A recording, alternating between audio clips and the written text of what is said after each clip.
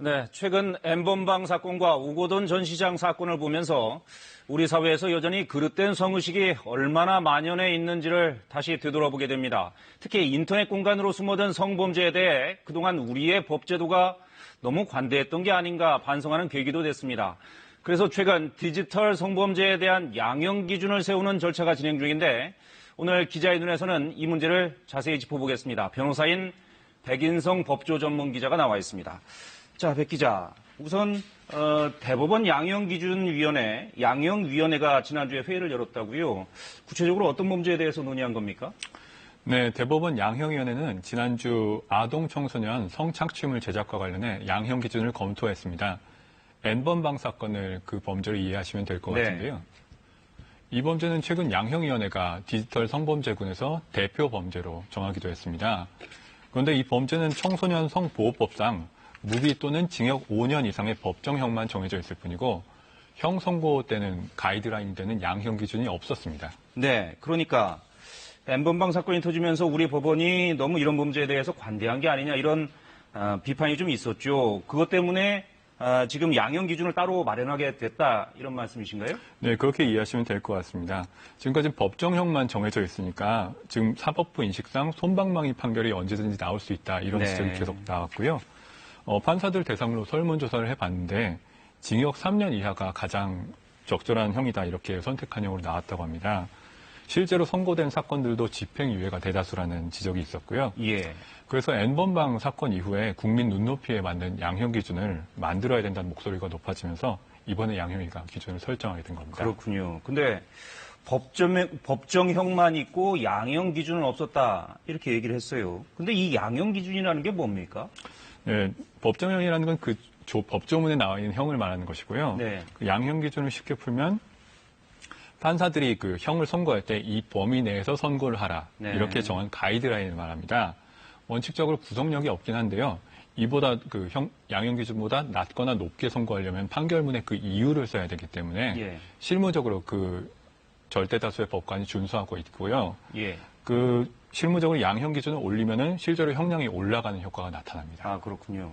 그럼 이번에 논의된 양형 기준은 어느 정도 선에서 정리가 됐습니까? 네, 이번에 양형 기준 보시면은 그 기본 영역을 보면은 아동 청소년 이용 음란물 제작의 경우에 징역 5년에서 9년 사이로 검토를 하고 있습니다. 그리고 형을 깎아주더라도 2년 6개월에서 6년, 최대 13년형까지 징역형을 선고할 수 있도록 검토하고 있습니다. 네. 자, 그러면 저게 충분히 중한 처벌입니까? 이게 그러니까 얼마나 중한 처벌인지 어느 정도나 되는 양형 기준인지를 우리가 좀 가늠해 볼 수 있도록 비교 대상이 되는 좀 뭐 기준을 좀 잡아볼까요? 네, 이게 징역 5년에서 9년을 선고할 수 있다고 말씀을 드렸는데요. 결국 가벼운 양형은 아닙니다. 이게 현재 진행 중인 성범죄 양형 기준이랑 비교를 해보면 13세 이상 아동 청소년을 대상으로 한 일반 성폭행죄가 있습니다. 이게 2년 6월에서 5년으로 양형 기준이 짜여져 있고요. 주거침입 성폭행 혹은 특수강간죄가 5년에서 8년입니다. 그러니까 적어도 이거보단 높은 양형 기준이라는 건데요. 특히 지난 2014년부터 5년간 법원이 피고인들한테 선고한 형량이 평균적으로 징역 2년 6개월이었습니다. 그러니까 기본 선고형량이 지금보다 2배 이상으로 뛴다. 이렇게 보시면 될 것 같습니다. 아, 그렇군요. 일반 강간죄가 5년, 특수강간죄 8년까지 돼 있는데 디지털 성범죄 기본 형량은 최대 5년에서 9년, 최대 9년까지 돼 있으니까. 네, 기본 영역은 그렇습니다. 기본 영역은 그렇고요. 자, 그래서 N번방 사건 같은 경우에는 좀 전에 최대 13년까지라고 얘기했었죠. 네, 그렇습니다. 최대 13년까지 형을 받으면 자, 그러면 다수의 미성년자나 여성들의 삶을 파괴한 그런 범죄인데 13년이면 그럼 충분한 거냐? 일반적인 국민들의 법 감정과는 좀 괴리된다라는 얘기도 또 있을 수가 있잖아요. 네, 맞습니다. 그런데 이게 13년형까지 정했다는 게 아무리 심한 범죄라고 해도 14년까지만 선고해라 이런 의미는 아닙니다. 양형 기준 상한이라는 건 단일 범죄를 저지른 경우에만 그 가이드라인이 되는 것이고요. 예외적으로 선고를 그걸 뛰어넘어서 할 수도 있습니다. 지금 양형 기준이 설정된 그 아동 청소년 음란물 제작을 비롯해서 여러 범죄를 한꺼번에 범하는 경우가 있을 수 있지 않습니까? 그런 경우에는 경합범이라고 해서도 형량을 더 올릴 수가 있고 예를 들어 13세 미만 아동을 하거나 피해자가 다수이거나 등의 그 죄질을 안 좋게 볼 수 있는 요소들이 있지 않습니까? 네. 그런 이른바 특별 가중인자가 중첩되는 경우에는 그걸 또 뛰어넘어서 선고가 가능합니다. 예컨대 N번방 사건 경우에는 20년이 더 넘는 징역형이 선고가 가능한 것이죠. 여러 가지가 이제 중첩이 되니까요. 그렇습니다. 무기징역 얘기도 나왔던 것 같은데요. 네, 실제로 이번 양형위 회의에선 가중영역 상한에 13년점 찍고 무기징역을 병기해야 되는 거 아니냐 그런 얘기가 나왔었습니다. 다만 N번방 사건 같은 경우에는 여러 가지 중첩된 가중 요소가 있고 극단적인 사건이고 지금 양형 기준 검토되는 걸로도 중하게 처벌할 수 있지 않느냐 이런 지적이 있어서 결국 무기징역을 양형에 넣는 게 확정이 되진 않았습니다. 그렇군요. 그런데 디지털 성범죄라는 용어 자체가 좀 너무 명확하지 않은 거 아니냐라는 얘기도 좀 있고 그래요. 이 용어는 그대로 디지털 성범죄라고 쓰기로 한 겁니까? 네, 그 부분도 논쟁이 됐었는데요. 사실 디지털 성범죄라는 단어가 법률적인 용어는 아니거든요.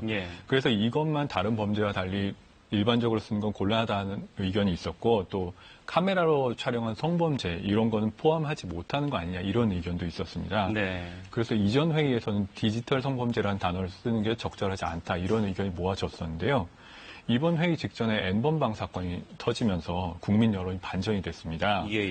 디지털 성범죄라는 말이 법률적인 용어는 아니지만 현재 다수가 쓰고 있는 게 사실이고 나중에 그 기존 법률을 포섭하지 못하는 범죄가 나왔을 때 확장성이 있는 제목을 쓰는 것도 나쁘지 않는 거 아니냐 이런 의견이었습니다. 결국 결정은 되지 않았습니다. 그렇군요. 자, 그러면 조금 전에 얘기한 양형 기준, 양형위원회에서 논의된 양형 기준은 그대로 정해지는 겁니까? 아니면 다른 추가적인 절차가 필요한 겁니까? 네, 이게 그대로 확정이 되는 건 아니고요. 양형위원회는 다음 달 18일에 한 차례 더 회의를 갖게 됩니다. 다음 회의에선 그 아동 청소년 성착취물 제작 등 디지털 성범죄군 전반에 대한 초안이 의결이 될 예정이고요. 이 초안이 의결이 되면 이걸 가지고 한 달 정도 여러 기관들이 의견 수렴을 거쳐서 6월에는 초안을 바탕으로 공청회를 열게 됩니다. 이렇게 되면 이르면 하방 기준, 양형 기준이 적용이 되고 형량이 높아진 선고가 이루어질 것으로 예상이 됩니다. 6월 초에 어떻게 나오는지 한번 지켜보겠습니다. 백인성 법조 전문 기자였습니다. 잘 들었습니다.